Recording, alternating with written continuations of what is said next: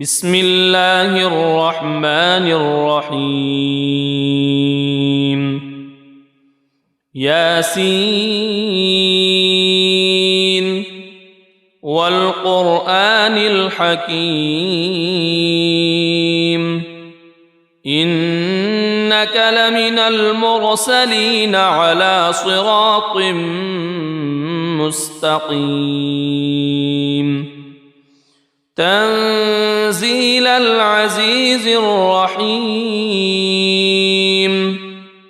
لتنذر قوما ما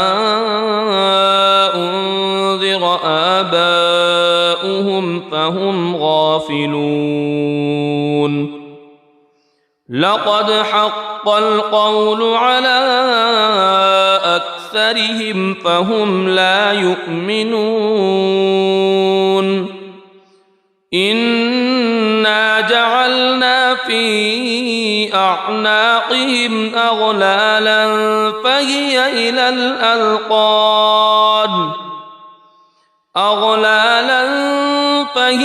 إلى الأذقان فهم مقمحون وجعلنا من بين أيديهم سدا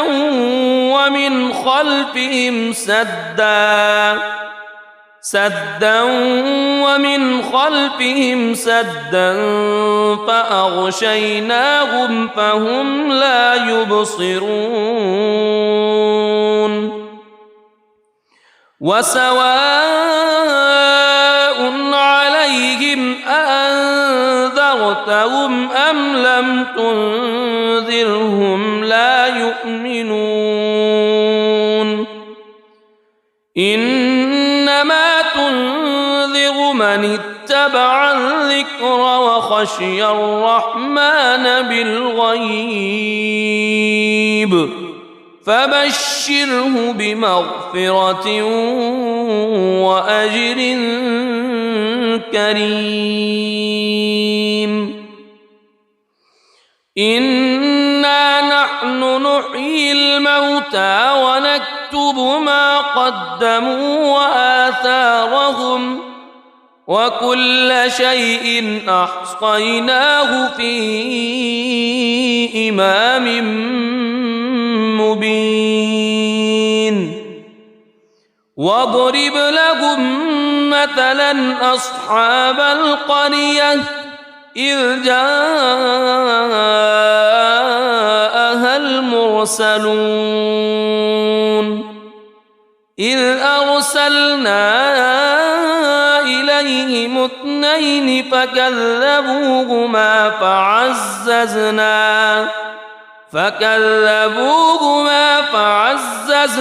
بثالث فقالوا إنا إليكم مرسلون قالوا ما أنتم إلا بشر مثلنا وما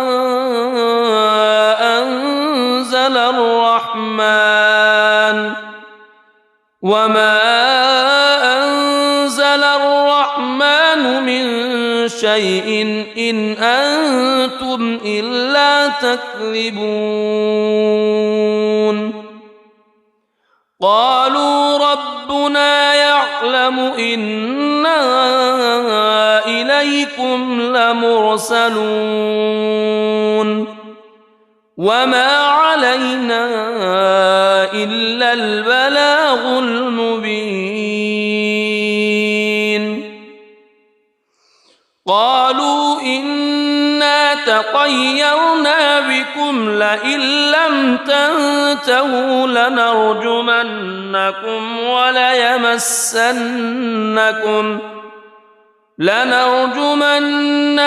وليمسنكم منا عذاب أليم قالوا طائركم معكم أئن ذكرتم بل أنتم قوم مسرفون وجاء من أقصى المدينة رجل يسعى قال يا قوم اتبعوا المرسلين اتبعوا من لا يسألكم أجرا وهم مهتدون وما لي لا أعبد الذي فطرني وإليه ترجعون أأتخذ من دونه آلهة إن يردني الرحمن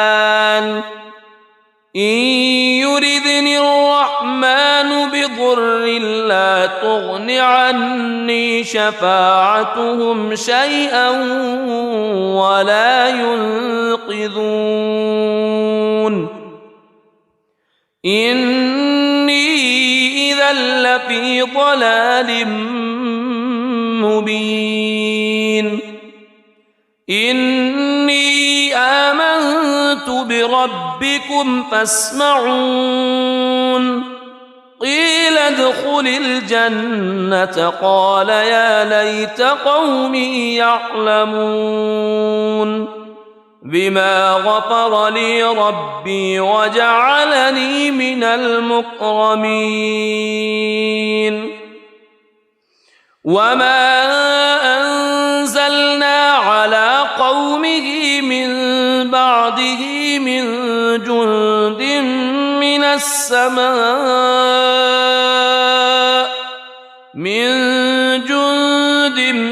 من السماء وما كنا منزلين إن كانت إلا صيحة واحدة فإذا هم خامدون يا حسرة على العباد ما يأتيهم من رسول إلا كانوا به يستهزئون ألم يروا كم أهلكنا قبلهم من القرون أنهم إليهم لا يرجعون وإن كل لما جميع لدينا محضرون وآية لهم الأرض الميتة أحييناها وأخرجنا منها حبا فمنه يأكلون وجعلنا فيها جنات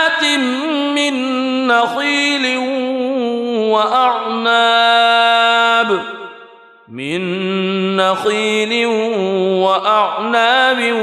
وفجرنا فيها من العيون ليأكلوا من ثمره وما عملته أيديهم أفلا يشكرون سبحان الذي خلق الأزواج كلها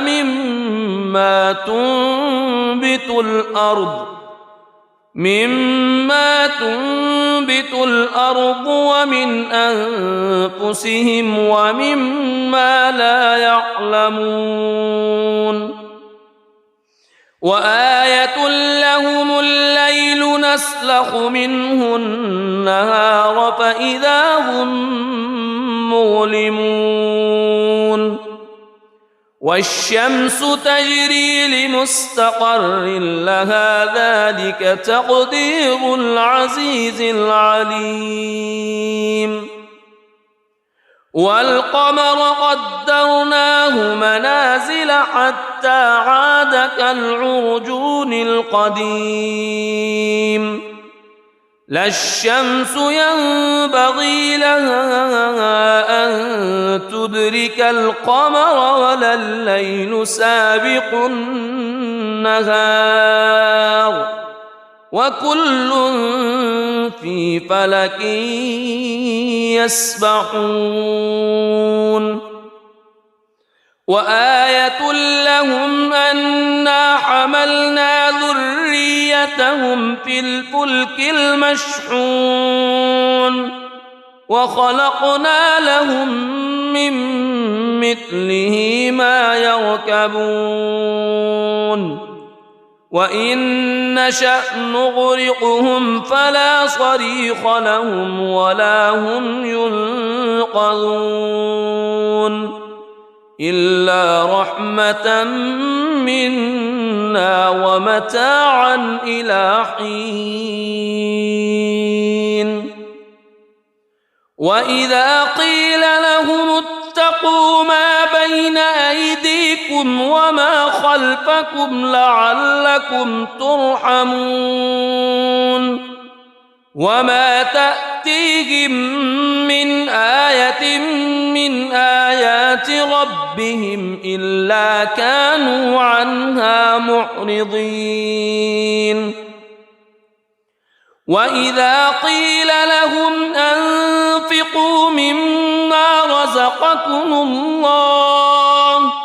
مما رزقكم الله قال الذين كفروا للذين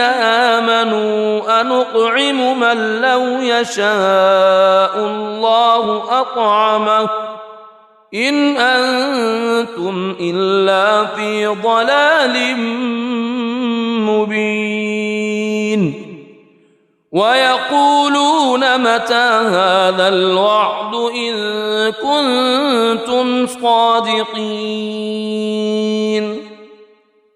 ما ينظرون إلا صيحة واحدة تأخذهم وهم يخصمون فلا يستطيعون توصية ولا إلى أهلهم يرجعون ونفخ في الصور فإذا هم من الأجداث إلى ربهم ينسلون قالوا يا ويلنا من بعثنا من مرقدنا هذا ما وعد الرحمن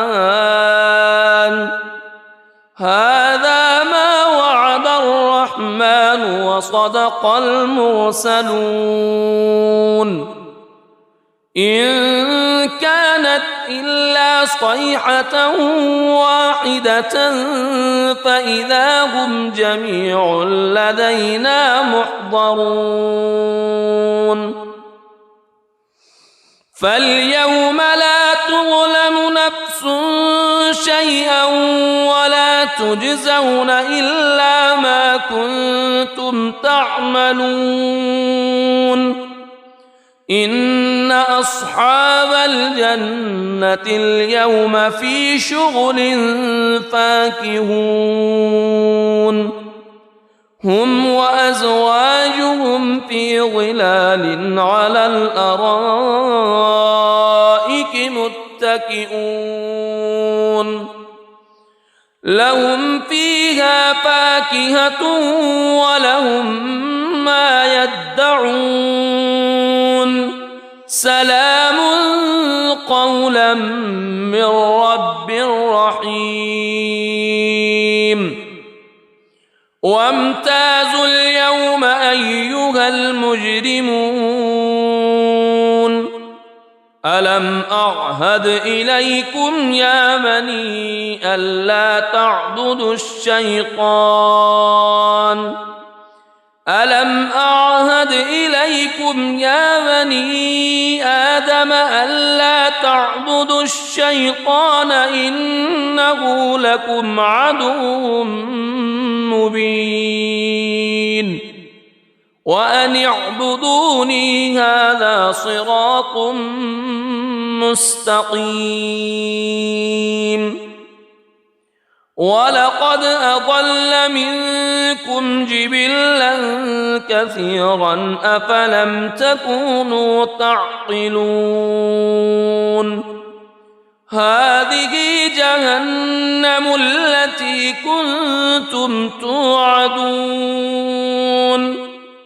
اصلوها اليوم بما كنتم تكفرون اليوم نختم على أفواههم وتكلمنا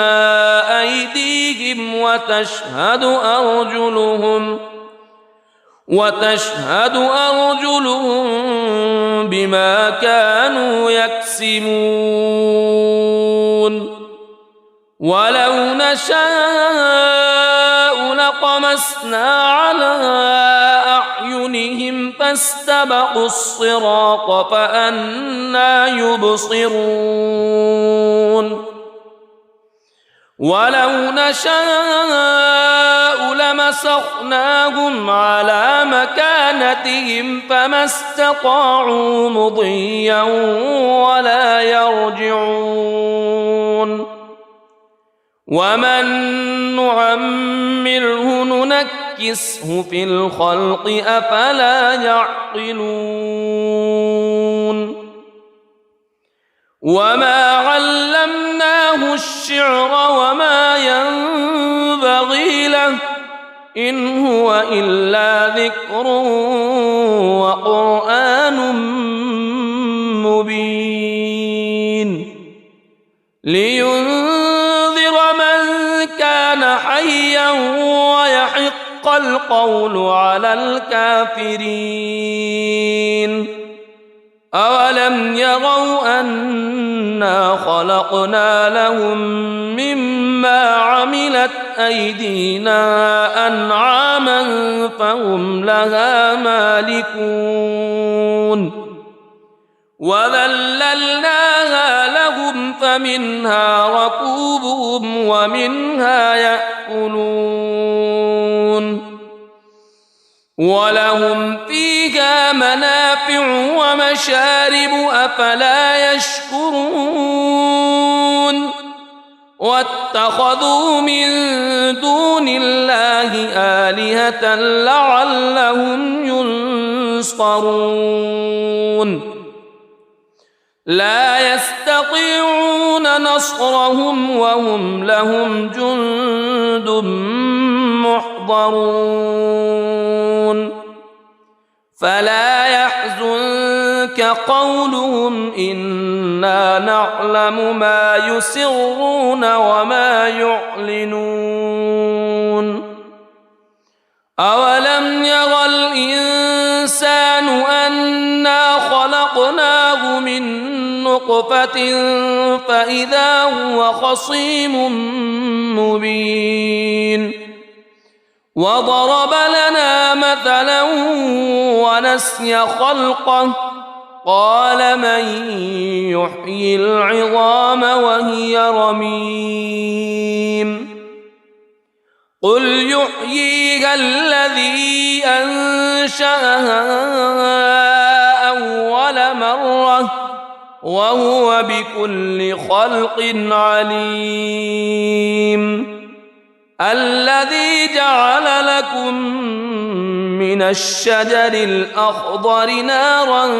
فإذا أنتم منه توقدون أوليس الذي خلق السماوات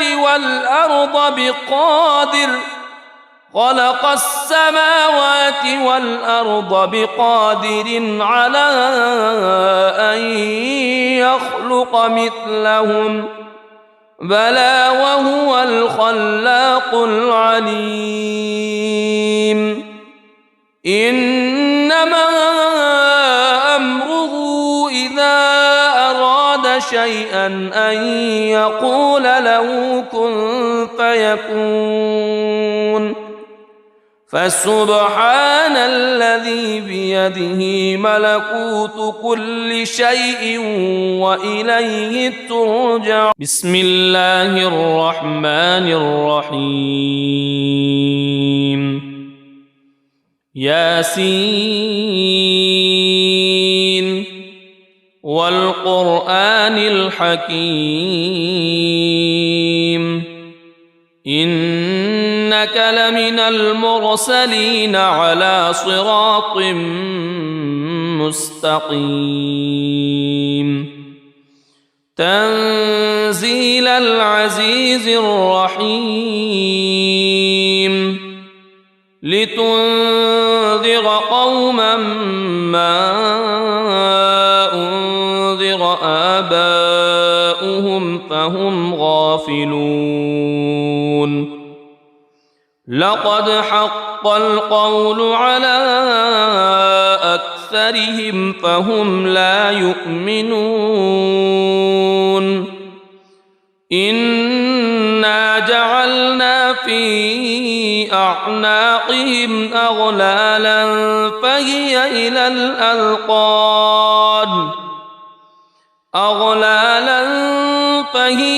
الأذقان فهم مقمحون وجعلنا من بين أيديهم سدا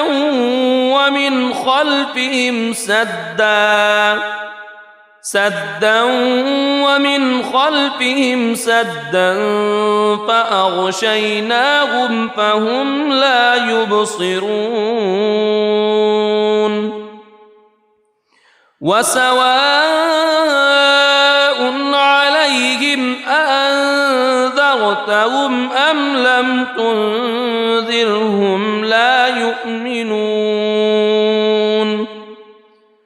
إنما تنذر من اتبع الذكر وخشي الرحمن بالغيب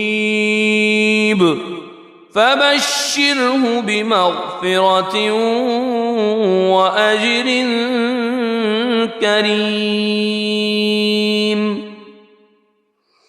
إنا نحن نحيي الموتى ونكتب ما قدموا وآثارهم وكل شيء أحصيناه في إمام مبين واضرب لهم مثلا أصحاب القرية إذ جاءها المرسلون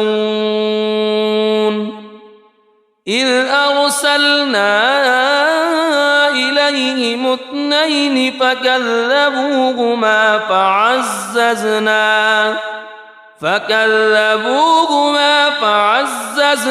بثالث فقالوا إنا إليكم مرسلون قالوا ما أنتم إلا بشر مثلنا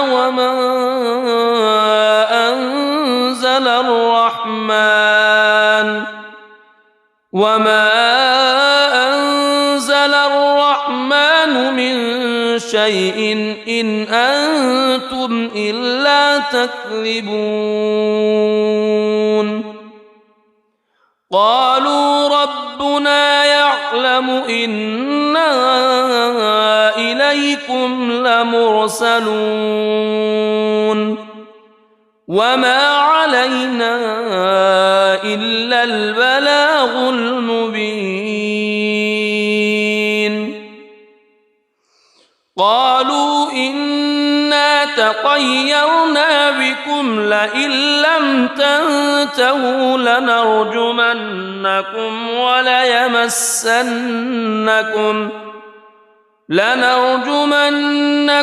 وليمسنكم منا عذاب أليم قالوا طائركم معكم أئن ذكرتم بل أنتم قوم مسرفون وجاء من أقصى المدينة رجل يسعى قال يا قوم اتبعوا المرسلين اتبعوا من لا يسألكم أجرا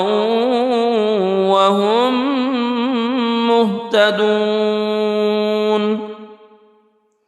وما لي لا أعبد الذي فطرني وإليه ترجعون أأتخذ من دونه آلهة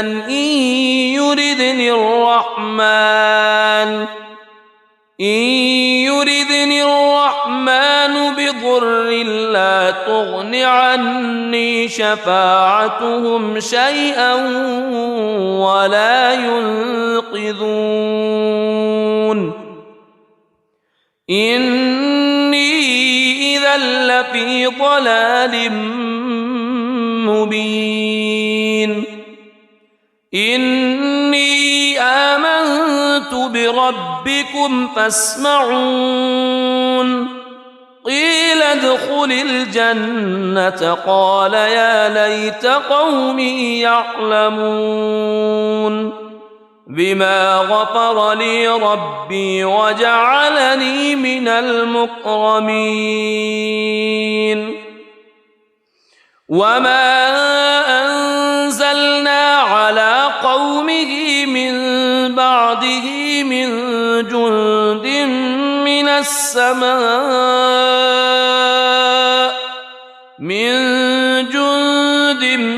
من السماء وما كنا منزلين إن كانت إلا صيحة واحدة فإذا هم خامدون يا حسرة على العباد ما يأتيهم من رسول إلا كانوا به يستهزئون ألم يروا كم أهلكنا قبلهم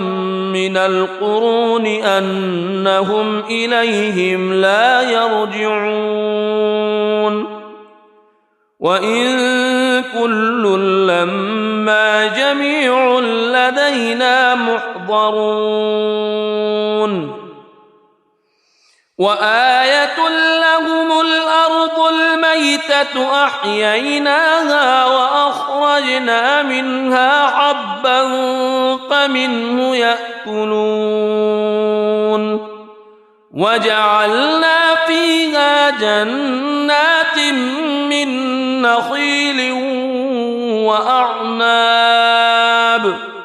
من نخيل وأعناب وفجرنا فيها من العيون ليأكلوا من ثمره وما عملته أيديهم أفلا يشكرون سبحان الذي خلق الأزواج كلها مما تنبت الأرض ومن أنفسهم ومما لا يعلمون وآية لهم الليل نسلخ منه النهار فإذا هم مظلمون والشمس تجري لمستقر لها ذلك تقدير العزيز العليم والقمر قدرناه منازل حتى عاد كالعرجون القديم لا الشمس ينبغي لها أن تدرك القمر ولا الليل سابق النهار وكل في فلك يسبحون وآية لهم أنا حملنا ذريتهم في الفلك المشحون وخلقنا لهم من مثله ما يركبون وإن نشأ نغرقهم فلا صريخ لهم ولا هم ينقذون إلا رحمة منا ومتاعا إلى حين وإذا قيل لهم اتقوا ما بين أيديكم وما خلفكم لعلكم ترحمون وما تأتيهم من آية من آيات ربهم إلا كانوا عنها معرضين وإذا قيل لهم أنفقوا مما رزقكم الله قال الذين كفروا للذين آمنوا أنطعم من لو يشاء الله أطعمه إن أنتم إلا في ضلال مبين ويقولون متى هذا الوعد إن كنتم صادقين ما ينظرون إلا صيحة واحدة تأخذهم وهم يخصمون فلا يستطيعون توصية ولا إلى أهلهم يرجعون ونفخ في الصور فإذا هم من الأجداث إلى ربهم ينسلون قالوا يا ويلنا من بعثنا من مرقدنا هذا ما وعد الرحمن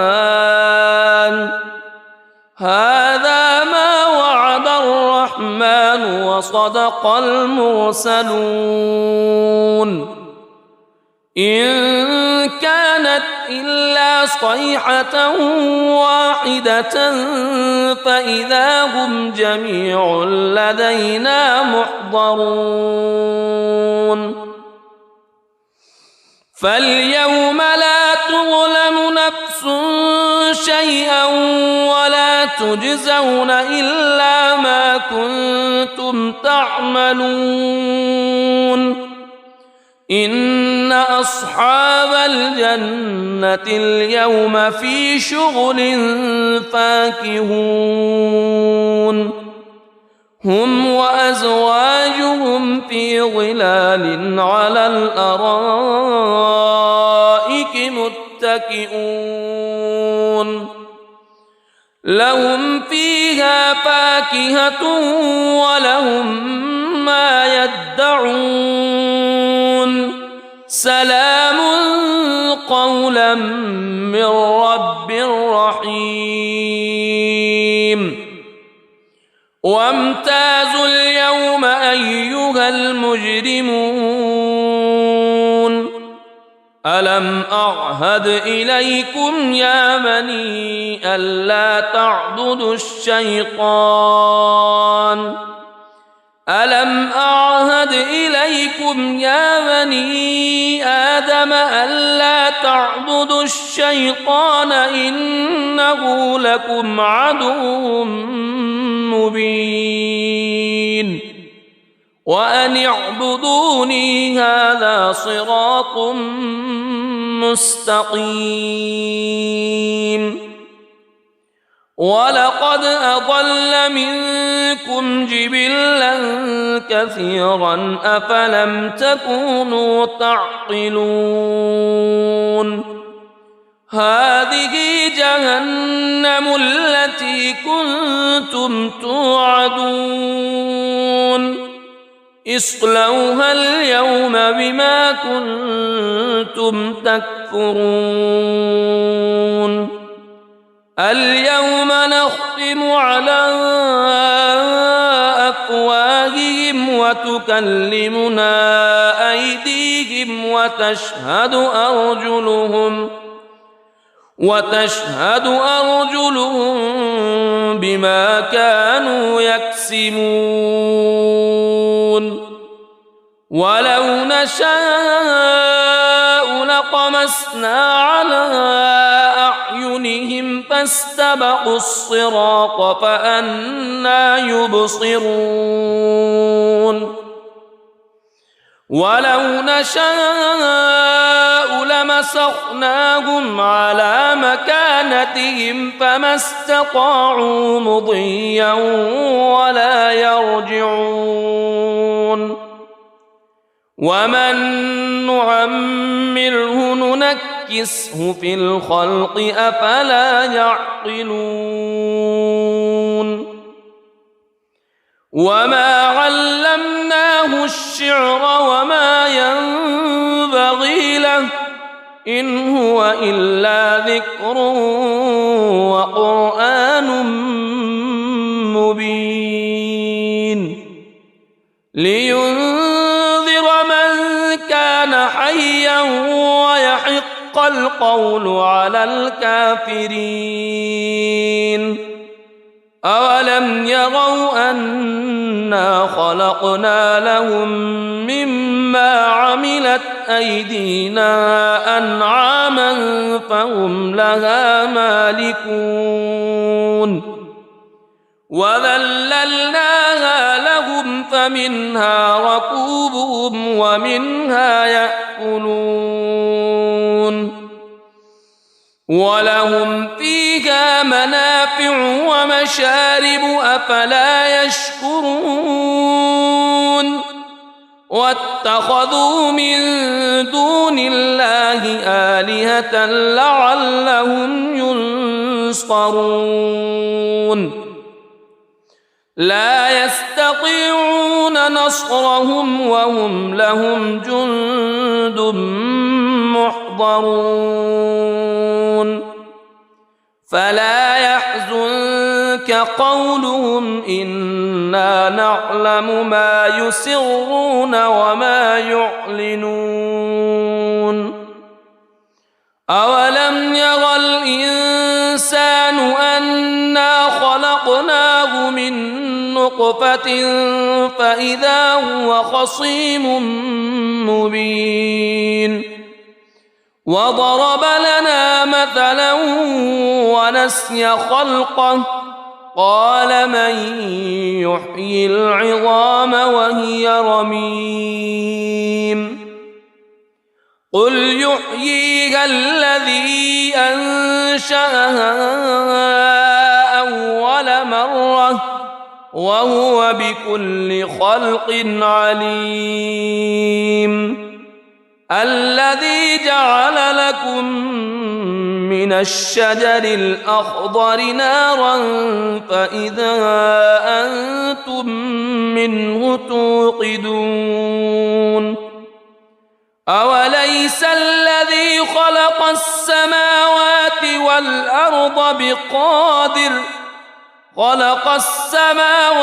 والأرض بقادر على أن يخلق مثلهم بلى وهو الخلاق العليم إنما أمره إذا أراد شيئا أن يقول له كن فيكون فسبحان الذي بيده ملكوت كل شيء وإليه ترجعون صدق الله العظيم.